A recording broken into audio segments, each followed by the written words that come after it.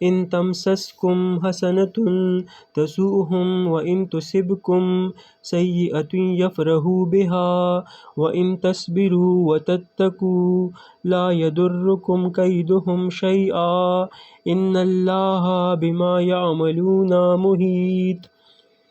اور اگر تمہیں کوئی فائدہ پہنچے تو وہ انہیں ناگوار گزرتا ہے، اور اگر تمہیں کوئی تکلیف پہنچے تو وہ اس سے خوش ہوتے ہیں، اور اگر تم صبر کرو اور پرہیزگاری پر قائم رہو تو ان کا مکر اور فریب تمہیں کچھ نقصان نہیں پہنچائے گا، بے شک اللہ ان کے اعمال کا احاطہ کیے ہوئے ہے۔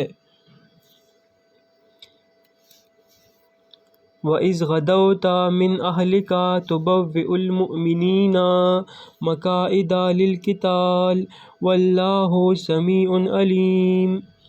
اور یاد کرو اے پیغمبر جب آپ اپنے گھر سے صبح کے وقت نکل کر مومنوں کو میدان جنگ کے موقع پر بٹھا رہے تھے، اور اللہ سننے اور جاننے والا ہے۔